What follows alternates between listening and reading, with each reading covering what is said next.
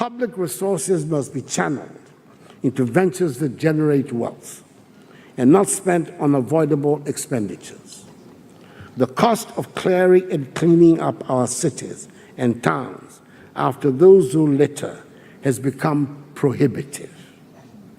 The littering habit seems to be more predominant in the cities and urban areas and, mercifully, largely absent in the villages.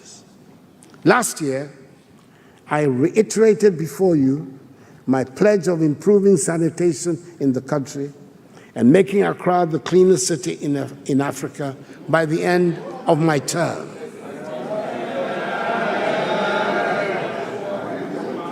I said by the end of my term.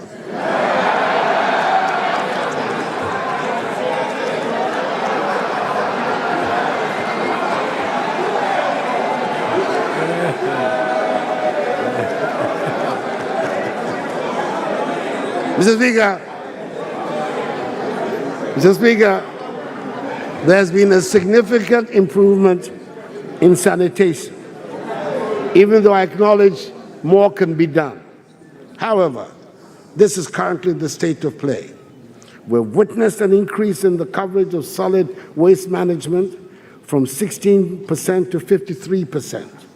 And over the course of last year, 35,862 household toilets were built, as opposed to 1,698 in 2016. We'll intensify our efforts at making Accra a clean city. In 2019, apart from continuing with educating and sensitizing people, we intend to use the bylaws to enforce cleanliness. The Ministry of Justice and the Ministry of Sanitation are working together to try sanitation offenses. People who litter would be tried and punished, and so would those who steal litter bins from our streets. We're launching a national sanitation brigade to help us carry this out. And through this vehicle, we will not only keep our towns and cities clean, but will also provide jobs for our young people. Once waste is properly and efficiently managed, we can then explore how to use the waste collected to advance the economy of our nation. A cursory look around our cities and towns will show us that plastic filth is our biggest problem.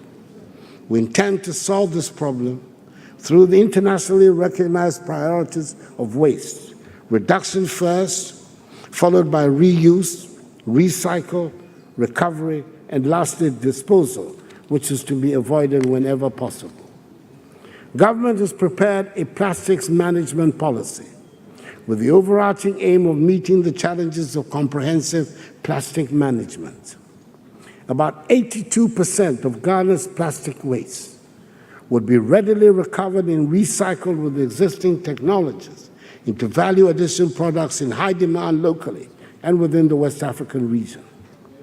A vibrant recycling industry in Ghana could recover nearly 1 million tons of waste plastics from the environment and landfills annually to be recycled into basic need products valued at 2 billion cedis per year, creating many jobs across the economy.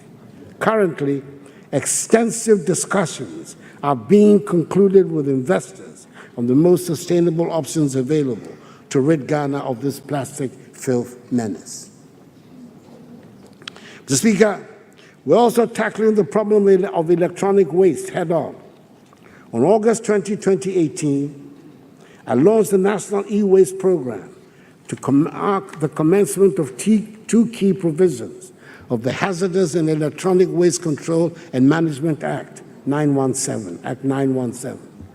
These provisions empower the external service provider, SGS, to verify, assess, and collect the advanced recycle eco fee on all electrical and electronic equipment from all exporting countries, and also to establish a state-of-the-art recycling facility at Agbobushi, whose construction will begin in April. Not only would we solve the problem of waste disposal in an environmentally friendly manner, setting up the recycling facility will lead to the creation of over 20,000 direct jobs through the establishment of associated holding centers in each regional capital and collection centers in each district. Mr. Speaker, it is unfortunate that in 2019, we'll still have to revisit this topic. But open defecation cannot be a characteristic of a country that is working to be transformed economically and to be counted amongst the developed nations of the world. Emphataye. Esawo. That is why it is absolutely imperative that we make a success of one house, one toilet.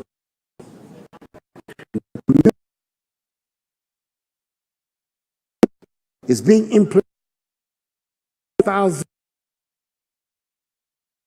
130 districts, defecation-free communities. And we must continue with that program. Mr. Speaker, affordable and reliable energy is critical to realizing our vision of economic transformation. I'm happy to announce that gas production tripled during the year from 100 to 300 million cubic feet per day. The Ministry of Energy is undertaking steps to remove the transmission bottlenecks, to ensure that Ghanaian gas can reach power plants located in the eastern part of the country. And I'm confident that by August this year, the situation would have been fully remedied to ensure Ghana uses locally produced gas for the bulk of its thermal power generation, saving substantial amounts of foreign exchange on imported fuels. Government is committed to achieving an electricity generation mix that ensures diversity and security of energy supply. For this reason, we will continue to promote the deployment of renewable energy in line with our policy target of 10% renewables in the energy mix from the current 1%.